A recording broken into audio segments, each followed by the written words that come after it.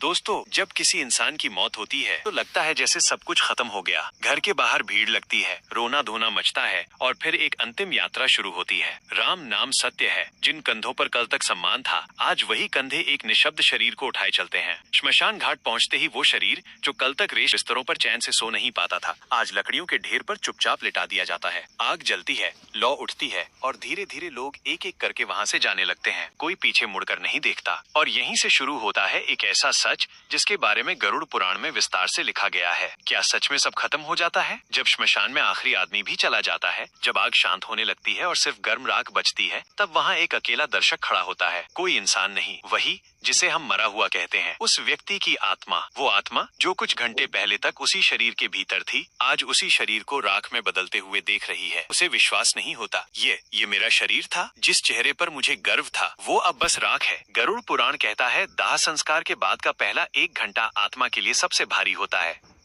क्योंकि यही पहली बार आत्मा को एहसास होता है कि अब वो इस दुनिया की नहीं रही। वो 1 घंटा क्यों रुकती है? शास्त्र बताते हैं, जब तक शरीर पूरी तरह नष्ट नहीं होता, तब तक आत्मा के भीतर एक उम्मीद रहती है। शायद मैं लौट सकूं, शायद सब सपना हो। वो अपने ही शरीर के चारों ओर भटकती है, लेकिन कोई रास्ता नहीं मिलता। जब अंतिम क्रिया पूरी होती है तो उस आखिरी बंधन का भी अंत हो जाता है। अब वापसी असंभव है। और तभी आत्मा देखती है कि उसके अपने लोग जाने लगे हैं, बिना पीछे देखे। पीछे मुड़कर क्यों नहीं देखते?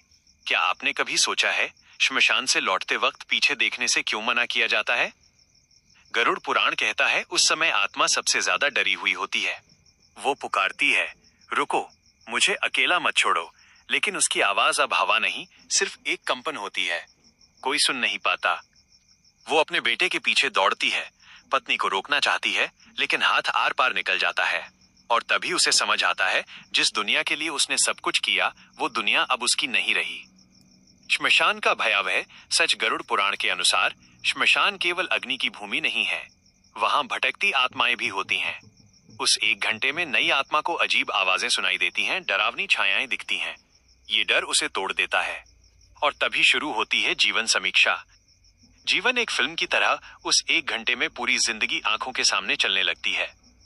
बचपन, युवा अवस्था, बुढ़ापा, हर कर्म, हर झूठ, हर छल, हर किसी का दर्द। गरुड़ पुराण कहता है, आत्मा सिर्फ अपने कर्म नहीं देखती, उन कर्मों का असर भी महसूस करती है।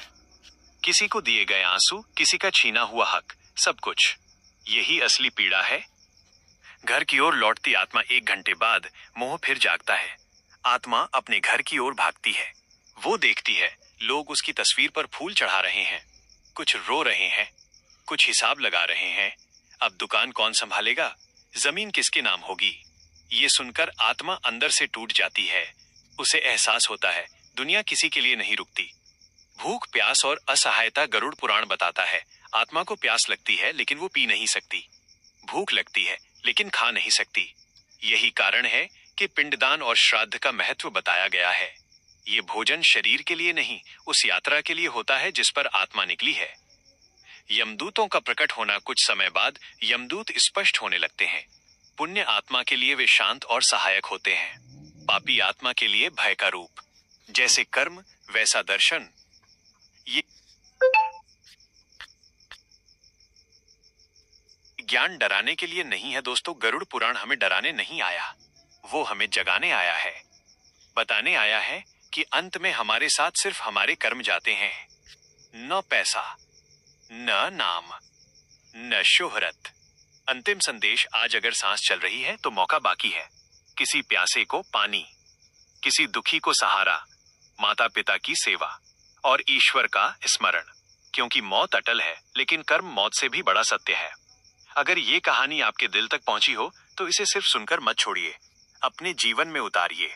और याद रखिए, जीवन एक सराय है, हम सब मुसाफिर। लेकिन विदाई ऐसी हो कि डर नहीं, संतोष हो। क्या आप चाहेंगे कि मैं इस कहानी के आधार पर सोशल मीडिया के लिए एक छोटा और प्रभावशाली वीडियो स्क्रिप्ट तैयार करूं?